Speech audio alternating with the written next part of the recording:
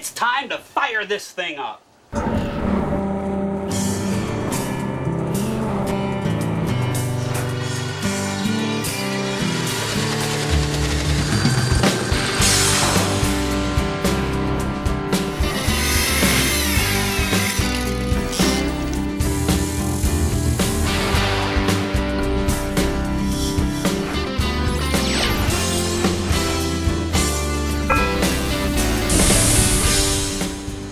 They were biting like crazy here yesterday. I'm going to try this spot again.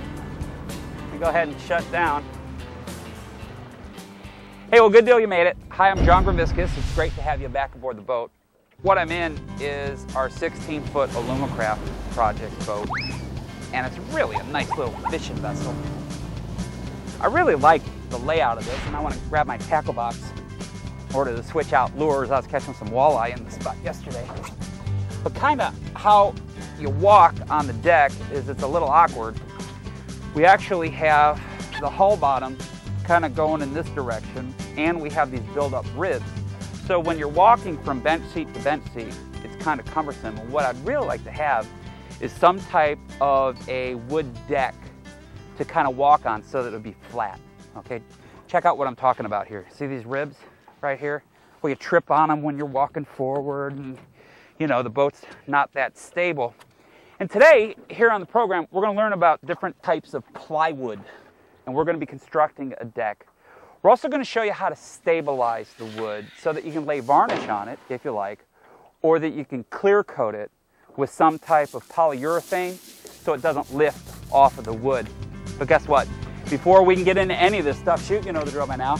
You see, we need to work out a little trade-off. We've got to get all of you to spend the next 30 minutes with us as we're working right here along the beautiful water's edge. And then in exchange, with again the help of a few of my very knowledgeable friends in the marine industry, we're all going to be pooling together in order to do our very best to let you in on a few more ways to make your boat ship-shape. ShipShape TV, the world leader in boat improvement, is being brought to you in part by the high-tech, low-maintenance Evinrude E-Tech. Evinrude, spend more time on the water. By Sunbrella Performance Marine Fabrics, shading boats and boaters for over 50 years. We've got you covered, Sunbrella. And by Ray Marine, world leaders in marine electronics. Welcome back. This is a real working 28-acre boatyard / boat building facility residing in Stuart, Florida. It's ShipShape TV's home base. Ideally located, the complex is situated on the shores of the Okeechobee Waterway, which happens to connect the Atlantic Ocean to the Gulf of Mexico. Now once again, here's the founder and host of ShipShape TV, John Graviscus. What you're looking at is my log home here in the Adirondacks. And thank you, Buck. That was a great introduction. We want to talk a little bit about wood today here on ShipShape TV. We want to build a deck for our 16-foot aluminum project boat right back here, the Alumacraft. And that leads us to our first expert guest. This is Jeff Davies. Hey, John. Good to see you again. Good to see you. Jeff is the owner of a company called World Panel Products. And you sell a lot of different types of woods to the marine industry and to consumers. And I've got some choices. I'm thinking about plywood, a plywood deck for the boat. And if I went to a home center, you know, they have kind of stacks of interior grade plywood, different thicknesses. They have exterior grade plywoods, different thicknesses. And what's the difference glue-wise between an interior grade plywood and an exterior grade plywood? This is exterior grade, by the way. Well, this is an exterior grade you're looking at, and at the home centers, John, they use a very inexpensive type of exterior grade glue. This really should be used in house building, for roofs and so on. I don't recommend this at all for boat building. Okay. Okay. Now, plywood, the faces of these things, they grade them, and I'm trying to bring everybody up to speed on different terminology in plywood. What are the different grades of face quality? They'll sell different grades, John, in like an A face, a B face, a C face. Okay, and A is good. Mm-hmm. It's a very nice smooth face.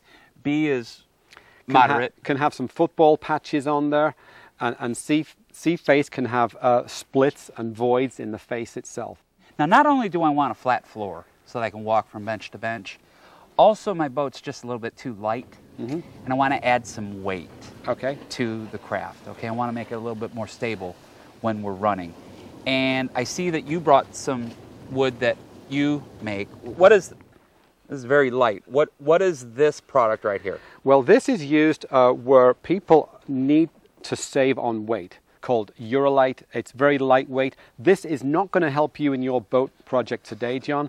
It's still a marine grade plywood, but it's used mainly on the interiors of sport fishing boats. You know, I've seen a lot of these old Chris Crafts. You know, they have a lot of mahogany on it, and I was really kind of thinking about mahogany plywood. Is that a real expensive type of plywood?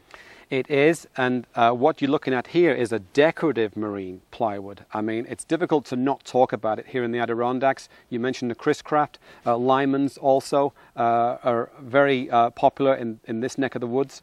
And so this has a decorative face with a marine plywood core. I am noticing on the face, check this out, that it has a seam, okay? And exterior grade plywood, you know, they have voids oftentimes in them, and that's why you really want a good quality marine grade plywood because they're void free.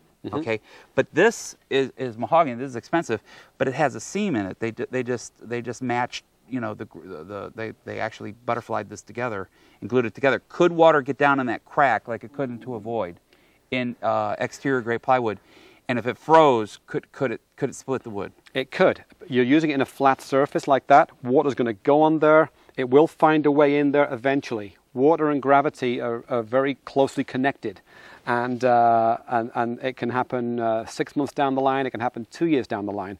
But it can break. It can get inside. When the ice gets to work, it can break the plywood and delaminate. Trust me, it will freeze here in the winter time. Okay, akume.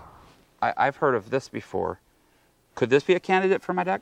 Yeah, people know akume also as bronzeal. Yeah, sure, very good quality of plywood, but this is made to the BS 1088 standard, John. What does that mean? I'll give you the easy version. Right. Okay, you must use the same species throughout. You must use a WPP glue. You must use a whole piece on the face and back, and also no core voids.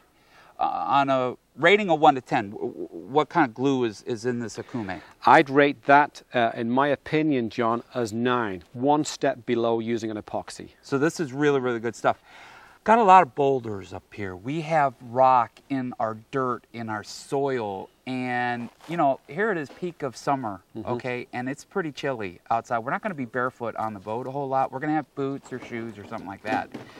This akume, you're saying, is a non-durable species? It's a non-durable species. So it might scratch a little bit. It might, yes. Okay, I don't want that. I want something heavier. This is kind of lightweight too. I want something heavier, and I want something that's really going to hold up. And can I get creative? Could I take a different type of plywood and make it look like it's mahogany plywood? Absolutely. You can. It depends on how creative you want to be. You know, you can put a little stain on the wood before you start sealing and finishing it, and you can make it look like mahogany, even teak, cherry. It just depends on how far you want to stretch your imagination. Well, let me tell everybody at home this. Take a look at the workbench that we have right here. This is just pressure-treated lumber that we had laying around that the guys and I, you know, we kind of put this together, and I stained it with a redwood stain, and it doesn't look anything like just, you know, pressure-treated lumber. It looks very, very nice. Okay, so you're recommending for the Alumacraft that I go with this. Is a species called Meranti, John. This is grown in Asia, from the Indian subcontinent right across through Indonesia. As you feel the weight, you feel it's very more heavy. Durable. Yeah. It still meets the BS 1088 standard. What type of glue are they using in Meranti? WPP. You can boil it for 3 days. It's not going to come apart. This is the really good glue. Yes. Okay. And this Meranti is real scratch resistant? It's a harder species. It has a good thick face on it, so it is. It's much more durable. But look at now count the number of plies in that though too. Well, let everybody at home count them. Put them right next to each other. On the 3/4 inch, you get like 11 to 13 plies, as opposed to a 5-ply panel. On 3/4 inch. All right. Now, if somebody wanted to learn more about plywood, do you have some type of a link where we can get people talking? Yes, we do. Our website, worldpanel.com. If the questions can't be answered on that, please give us a call at either of our locations. We have one in North Carolina and we have one in Florida. Jeff, you're a plethora of plywood information. Thank you so much. Thank you, John. Hey, right now we need to take a very short time out, but keep it right here because when we come back, we're going to start building our deck. We'll get into it right after this. The tool shed's still open, so stick around. ShipShape TV will be back in a flash. Welcome back aboard. Fishing for boat improvement? Well, you caught it right here at ShipShape TV. Oh, this is going to be fantastic. It's even wider than 48 inches. It's a little bit oversized. Hey, welcome back. We're putting a deck into our Lumacraft project boat today here at ShipShape TV, and we brought the boat into the garage here at camp. And I want to kind of tell everybody what my vision is here for the boat. Bert, I want to leave the bilge area open so that we have access to everything down there. I don't want a deck. I want my deck to start on the forward part of this seat, carry under this seat, and I think if we took it to the back side right here, that's about a 6-foot span. Okay, now a single 4x8 sheet of plywood is going to work, but we are going to have an issue, okay? Now, we're not going to have to rip it at all because that 49.5 inches is going to work perfect.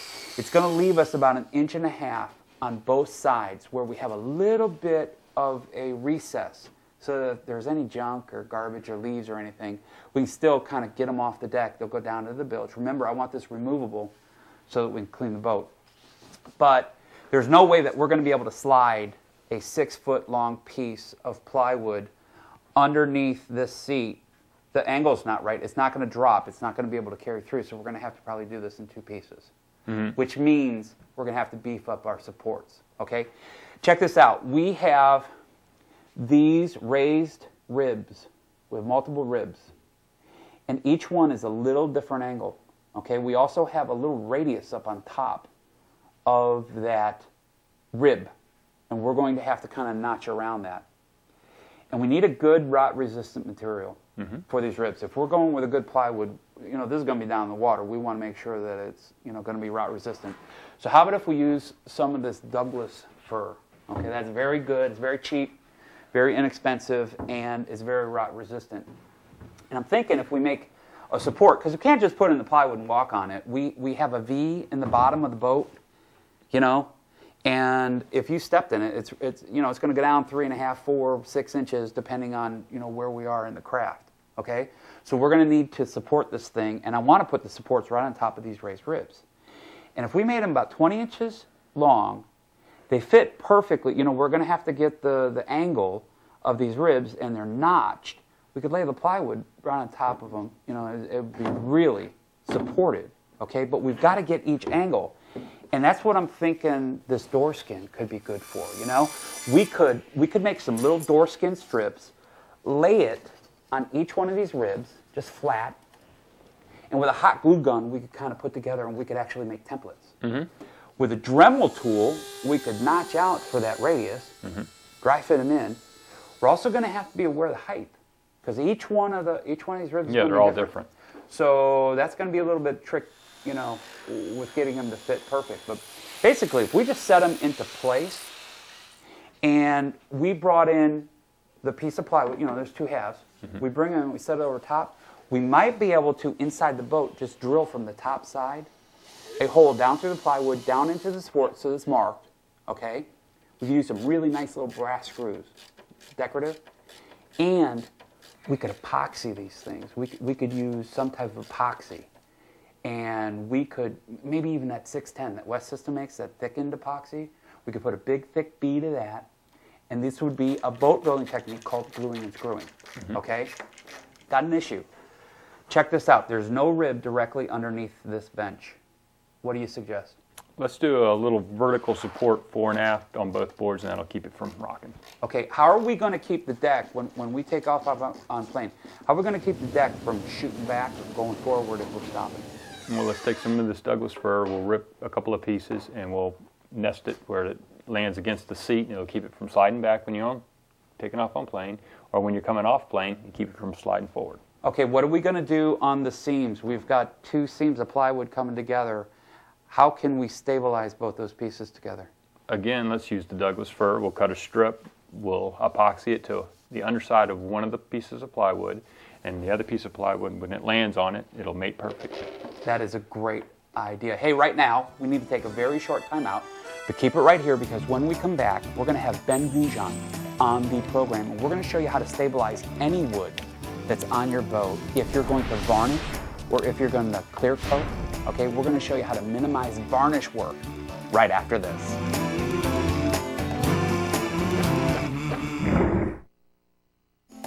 Welcome back. There's still work to do. What do we have, John? Well, here's half of my deck for the Alumacraft. Welcome back. And what we need to do now that it's all assembled is we have to protect it from any moisture that might be down into the bilge. And that leads us to our next expert guest. This is Ben Goujon from Goujon Brothers, and they're the makers of West System Epoxy. Why? This is marine grade plywood. Why do we need to seal it with something so that it doesn't wick in any water?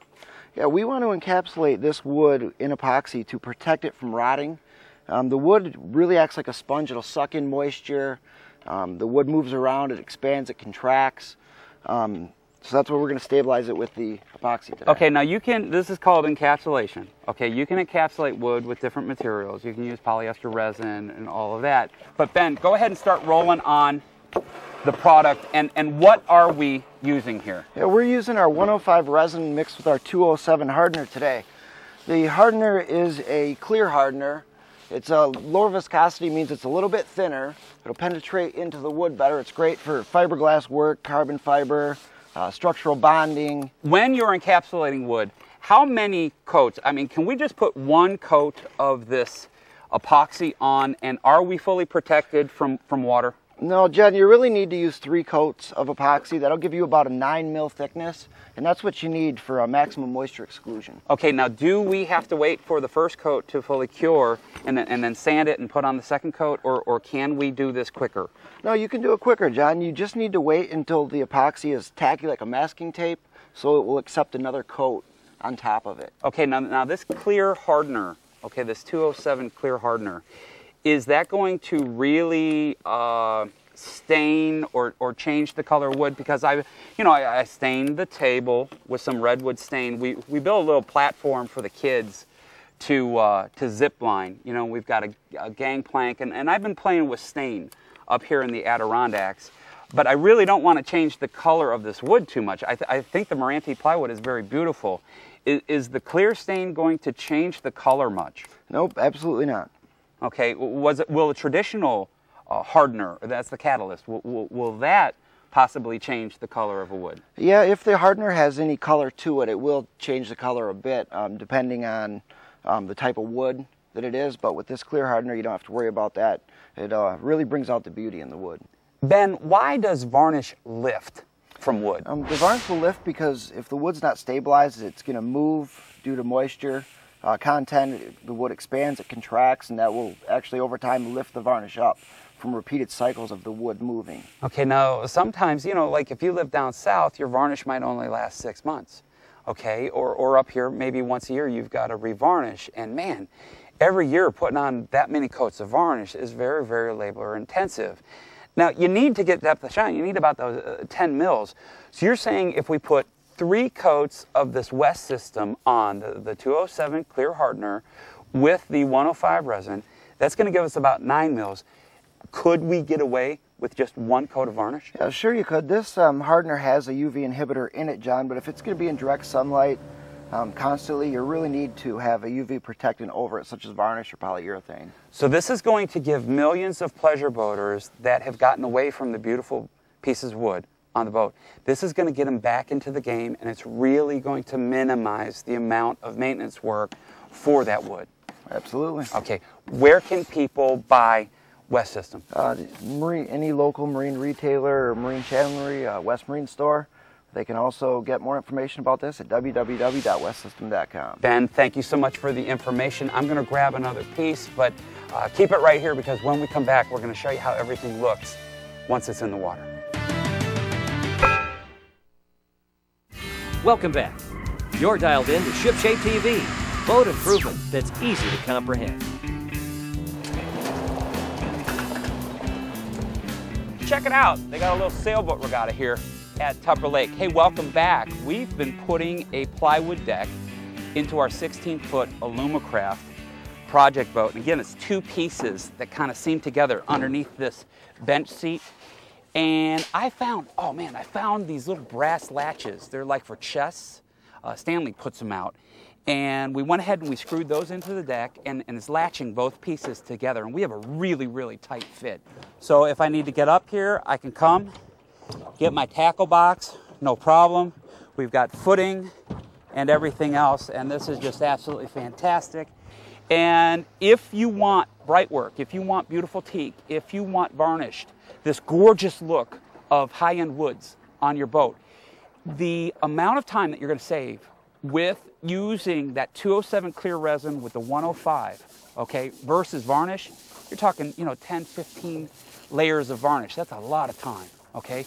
We did it all in one shot, 3 coats. We put 1 coat of varnish over top of it, and it's absolutely fantastic. Now, if you get any dust that kind of settles into the surface of your varnish, that Buff Magic from Surehold is going to take that out. Okay, that's a great little tip there.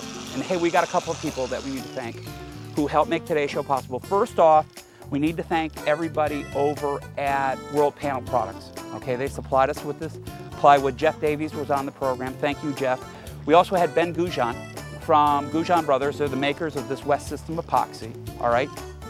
My guys worked very, very hard. Mike, thank you. Bert, thank you. But most importantly, that's right, we've got to thank you for hanging out with us right here on the beautiful water's edge. But we've got to go, but how about this? We got a sailboat regatta. I want to get to the boat ramp before they do. How about until we see each other again, can you do yourself a favor? Can you get out there and make your boat ship shape? Of course you can. I'm John Graviscus. We'll see you next time. I'll beat you in there. You're a sailboat.